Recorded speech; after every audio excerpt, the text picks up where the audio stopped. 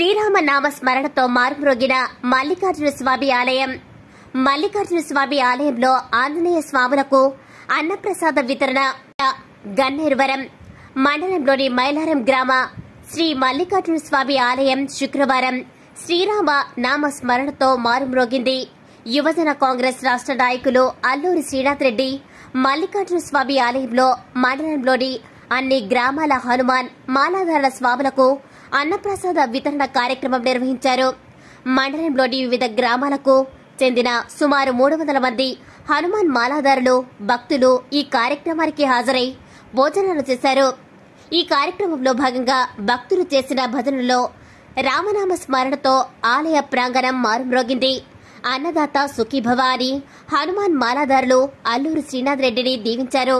ఈ కార్యక్రమంలో ఆలయ అర్చకులు మామిడాల నాగసాయి శర్మ, మండల అధ్యక్షులు ముస్కు ఉపేందర్ రెడ్డి, ఆలయ చైర్మన్ వరాల పరశురాములు, బొడ్డు సునీల్, డైరెక్టర్ ఒడ్నాల నర్సయ్య, మాజీ సర్పంచ్ దుడ్డు రేణుకా మల్లేశం, గుంటుక లింగయ్య, దుగ్గల ప్రదీప్, బండి రాములు, రాపోలు వెంకటేశం, మండలంలోని వివిధ గ్రామాల కాంగ్రెస్ నాయకులు అధిక సంఖ్యలో హనుమాన్ భక్తులు పాల్గొన్నారు.